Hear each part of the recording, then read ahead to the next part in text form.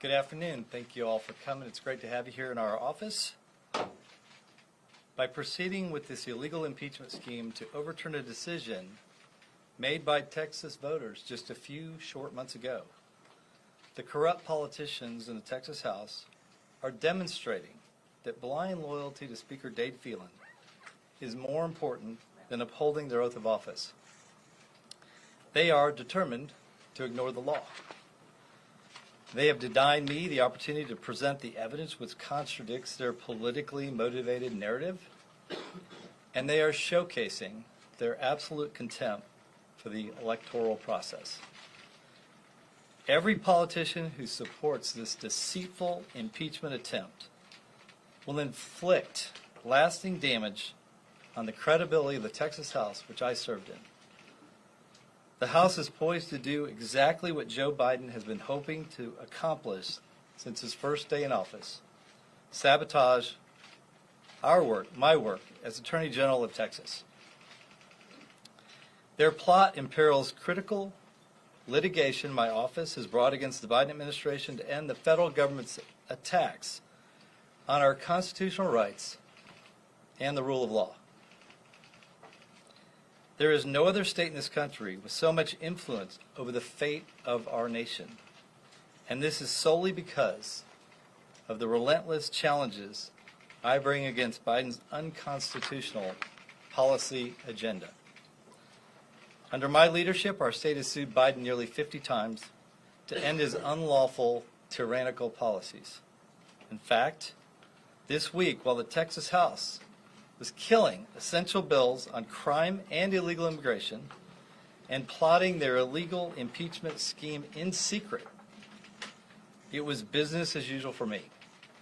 I was launching lawsuits against the Biden administration and predatory corporations. On Tuesday, I sued the Biden Department of Homeland Security to end his illegal use of CBP One app that brings more aliens into the country. On Wednesday, I announced a lawsuit against global hotel chain Hilton for violating Texas consumer protection laws.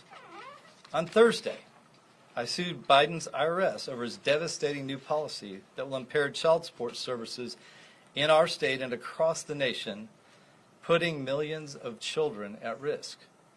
Then, I announced an $85 million settlement that we secured with Volkswagen and Audi over their violations of Texas environmental laws. For us, it's pretty routine. As Attorney General, I'm leading dozens of urgent challenges against Biden's unlawful policies. My lawsuits threaten his destructive attempts to open the borders, obliterate our Second Amendment rights, and destroy our country with extremist, tyrannical regulations. In addition to defending Texas from illegal federal policy, my office works night and day to solve cold cases, fight human trafficking, prosecute Medicaid fraud, and hold predatory corporations accountable when they harm the public. For this crucial work to continue, the political theater must come to an end. I'm grateful for the outpouring of support I've received from so many Texans who understand this process is unjust and unethical.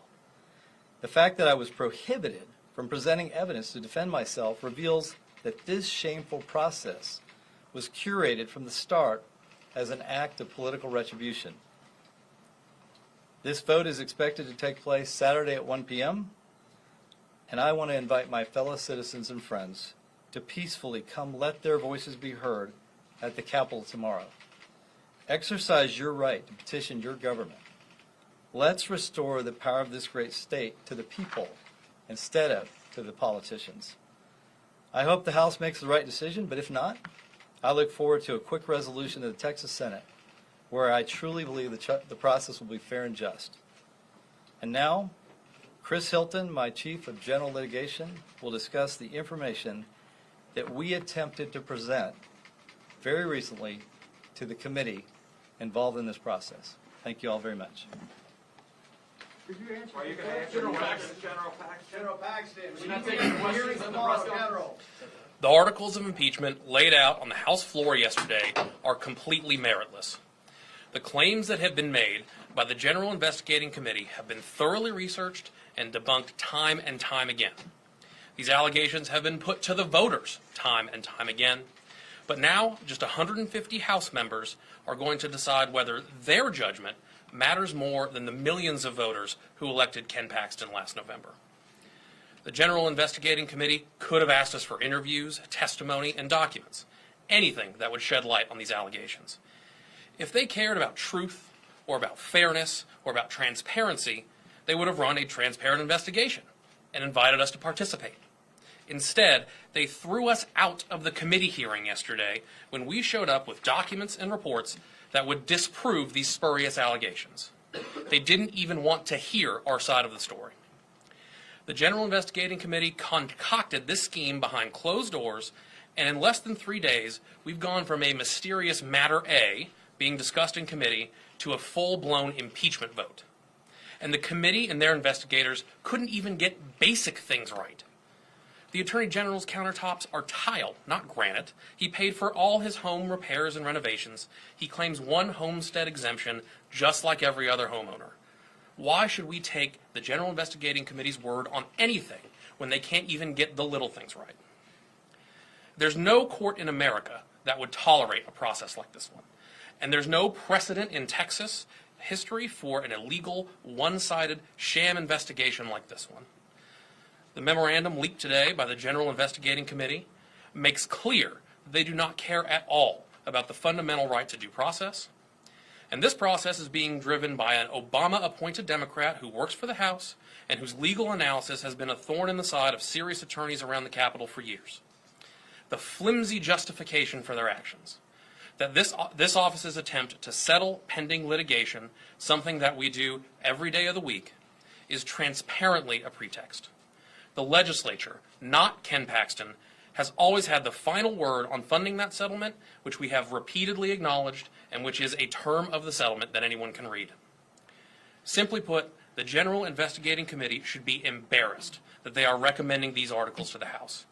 The members should be insulted that they're going to be asked to take a vote on this tomorrow.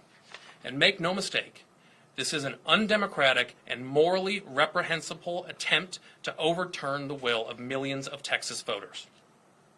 It is not too late for the House to do the right thing and to reject this illegal impeachment that violates Texas law, including Texas Government Code 665.081 and the prior term doctrine, which has been around for over a century in Texas case law. Texans knew about all of these allegations in the last election, and they rejected them by a margin of 10 percentage points. This is wrong, and the House members know it. But even if the General Investigating Committee and the Democrats are able to pass these articles, we look forward to working with the Texas Senate to bring all the facts to light and make clear that the voters' voices still matter in Texas. We trust that the Senate will be impartial, will value fairness, and will allow for our full participation in this process. As the Attorney General said moments ago, this is about ending the political theater and allowing the Attorney General to get back to the crucial work of fighting for Texans. Thank you. Well, the Attorney General will be at the hearing tomorrow. I So want if you to you answer guys any are leaving the questions. room and having a statement, can you please answer some of our questions and show transparency to the media? If the Attorney General did nothing wrong, why not answer questions? That's not a press conference. Just a speech. In the death of their young toddler.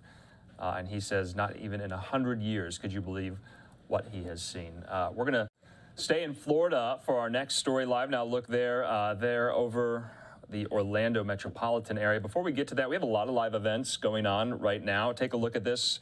The president at the White House welcoming in the University of Connecticut men's basketball team. They won, of course, the NCAA